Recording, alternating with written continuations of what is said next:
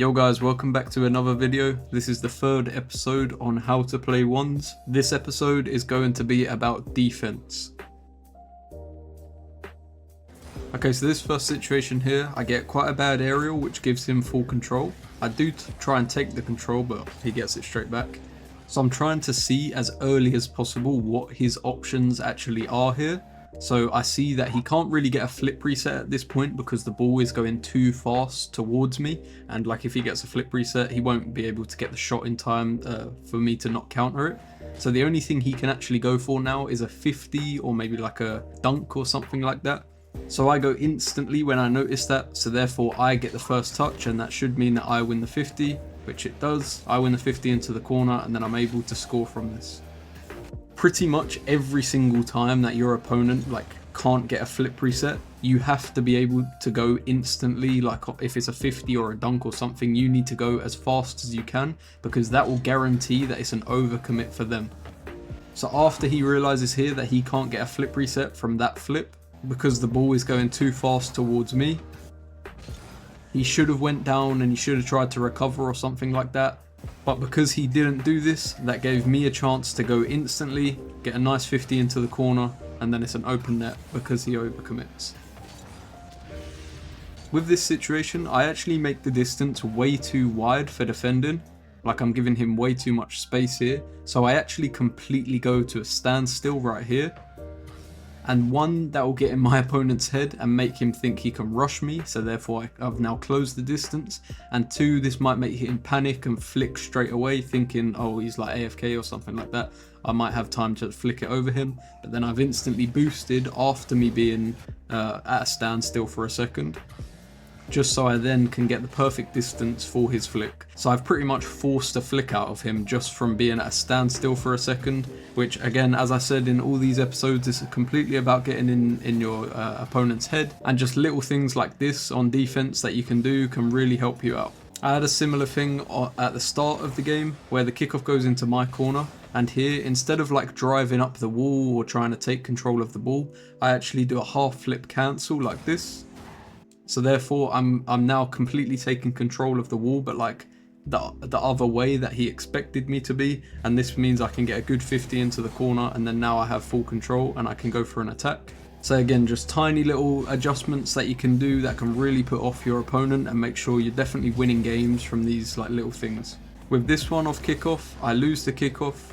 I stay a little bit closer just in case he tries to fake it. A lot of people fake this and go to the other side just to guarantee themselves getting like one of the other boosts on the right side instead of it being a 50-50 for this mid boost. He does end up taking control and getting the boost. So now I basically need to cover the quick shot, I need to cover the fake, and I need to cover him taking control. This is the hardest position to be in.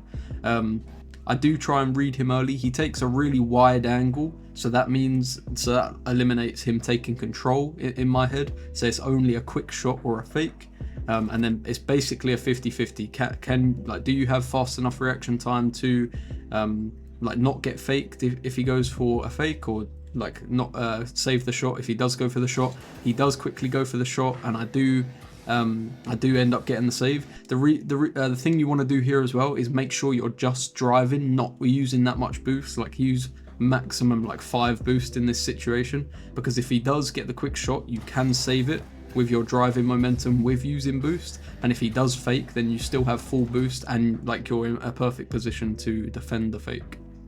So again, he had a lot of options there, but I'm just limiting them second by second. Takes a wide angle there, so I think, okay, no control, just shot on fake. Like before it was shot, fake and control, now it's just shot on fake. So I make sure I'm driving really slowly, no boost so I can't get faked, and then if he does shoot, I can go up and use my boost and get the save. With this one, I win the kickoff and I get the boost, but he actually stays really close to try and pressure me because he knows I need to turn around to take control. So I actually give him the space here. I give him a lot of space because I know he hasn't got much boost. The only thing he can really do is flick or again fake. He can't really get a good shot off with 12 boost, and he's only just controlled the ball. So I go all the way to my corner, get the other boost, and now I'm facing towards him. So now I basically say you have to flick me. And then I quickly turn back because he's playing the ball really slow. So I rush all the way to my corner here. I give him space. I say, okay, he basically has to flick me or play the ball really slow here. So he chooses to take it really slow. So now I choose like a backwards angle to him. I'm basically straight onto him, but backwards. And now I can reverse slowly, closing the distance, closing the distance. I go forward to cover the shot in case he saw me closing the distance there, so I can still cover the shot. He didn't react, so then I close the distance even more, and then I can get the challenge. So this is what it looks like in normal speed. I close the distance backwards. I go forwards in case he shoots. He didn't react. I close the distance again, and that challenge gives me a free goal. Again, same as I keep saying, just limiting his options every single time. I give him two options here, flick or play slow. He chooses play slow, and I now choose basically the best method of defending that, which is slowly closing the distance while covering everything at the exact same time. Okay, so I pretty much want to show this whole clip because I think I defended this really well. I'm basically using everything I have to defend this. So I know that he has a free shot here. He has a free shot on net. So I quickly flip back, get two pads, and then cover the shot. He chooses to take control. I then have to basically push for this control. He can right now shoot behind me and it would be free. So like if he does that, then fair enough, that was a good shot from him. But the only thing I can do is actually rush him and try and take that control. He does play it slow. I rush him and take control. Now he has full control and full boost in my corner, and I basically need to rush back. I have no other options, but the only thing I need to make sure I'm doing is staying close to him, because that will limit his options. If I go like far away or I take these mid pads here, I'll basically be screwed because I'm just too slow. So I need to take the close pads to stay close to the ball so I can control it if he does lose control or anything like that. You always want to be looking out like, where can my opponent make mistakes and I can quickly capitalize off. He gets not the greatest touch there. He then doesn't take it up the backboard. He like goes low, and that's my chance to challenge. I take those two pads. I haven't used them yet. I use them for my recovery here just to get enough speed, and then I end up scoring from basically being in a losing position.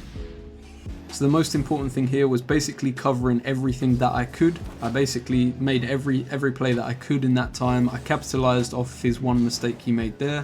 I used the pads that I got to recover, and then I ended up scoring the open net. Like I say all the time, the biggest difference between high rank and low rank is the capitalization of mistakes. And mistakes like this happen at every single rank, so you need to be basically ready for them at all times. So here again, I covered everything. I covered the quick shot with the backflip there, gave him space, then he didn't take it, so I needed to close that space. I closed it, I gave him space because I flipped like with the 50, he didn't, so then I closed it again. He then takes control here, he makes a mistake. I wait for him to full commit, all the boost and positioning, 50 with him, and then it's an open net. So I waited to take this 50 till he's basically full commit. He can't do anything. Like he doesn't have a flip here. He can't hit the ball. He's got all downwards momentum. So I'm waiting for it to be completely like an overcommit until I 50, which is now, and then it's an open net. Whereas if I took this really early, maybe even here, this could have been a dunk or a 50. So I waited the whole time, and then I ended up getting the open net from it. Okay, so I'm going to move on to another game here. With this situation, again, I'm just trying to cover every option. I see that he takes this ball infield. I cover the shot instantly. I then take the boost. So now he can like rush me into the corner or try and play patient. He plays a little bit patient. I get a missed touch. I basically give the ball straight to him. He gives it straight back. And now here, again, I have two options. Do I take a control, which is risky because of how close he is? Like the distance is so close that he can challenge me instantly. This is what I do. I try and fake him. So I fake going up, and then like I bait him in because he thinks that I don't have my flip anymore. But I do, and then I flip it over him. He does get a bump on me, but this ends up going in. So from the dribble, I get a really bad flick. He takes control. I see that he takes it infield. Block his shot. Take the boost. And then I play slow here, patient. And then I fake him here. And that's a free goal. So again, what I want you to take from this is, again, covering every single option. I see he goes infield, so he can now fake or shoot. I cover both by jumping slow. And always you want to go to the ball, focus on the ball, go to the ball every single time if they're close to it, because usually it can't go over you or under you if you focus on going to the ball. In this one, I get pressured to my corner with him winning the kickoff. He takes control, he takes the pads, and he goes towards my corner. The reason why I stay close here and I use boost instantly is to cover the shot. He can sort of snipe it into that bottom left corner, so I do use the boost here just to cover that, while also going closer to him to close the distance. And then when I realize that he can't get a shot anymore, he hasn't got control of the ball where he can flick, the only thing he can do is 50. I actually go for a drive 50 here. Basically doesn't commit me at all, and the ball will go like basically the same place anyway. So I go for a drive 50, ends up going to my corner, I get the boost, and then that's just basically free to come out of defense there. I cover all the options, I cover the shot while getting close, I'm close to cover the distance for the flick, and then when I realize I can challenge, I drive 50 to not commit myself at all. This sort of situation is quite a unique way of defending, I think, but I actually really enjoy using it. Here, I understand that he's really low boost, he has 20 boost, so I actually give him a lot of space. I let him keep going, keep committing himself while taking the big boost at the same time. So he's just basically wasting every single thing he's got, and I'm just letting him. I give him a lot of space because I know that he doesn't have that many options in this situation. I'm killing all his boost, he's committing himself because I'm close enough to the play to make him commit himself every time. I'm basically trying to bait him into wasting everything. The only mistake I do make here is I actually miss this back boost here, but I use that as an advantage. I get a quick hit over him to give him control again. I then am close enough to pressure it, he thinks maybe I challenge it after my touch, but I just give him the ball, which makes him rush to the ceiling. So then he's already used 40 of that boost that I gave him. I then let him land, I give the ball back to him, and then I can demo him. So this play here is a little bit unconventional, but it is actually something that I like doing, especially when you can bait your opponents in really well. And as I've said in this one series, I really like going for aerials, and I think my mechanics are good. So I do like to give myself as much space as I can with demos and stuff like that, and it just helps me win one's games because I end up getting a lot of space to pull off mechanics and things like that. And this sort of thing where you're just baiting in your opponent, making them waste all their position, all their boost and things like that, is really useful. If you do try and use mechanics in ones, which again some people say you shouldn't, but I like to. I also want to make the game fun, because ones can get on your nerves a little bit, so I do like to use mechanics in ones.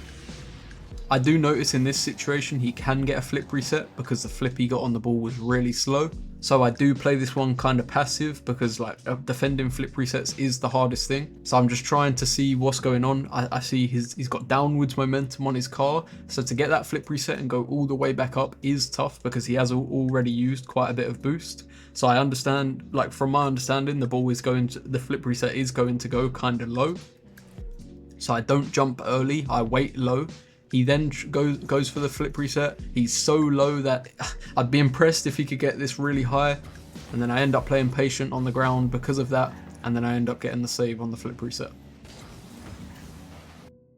So that's going to be it for this video, guys. I've got one more episode of this series coming out. Let me know if this series has helped you out so far in your ones games in the comments below. Make sure to drop a like, subscribe to my channel, and I'll see you guys in the next one.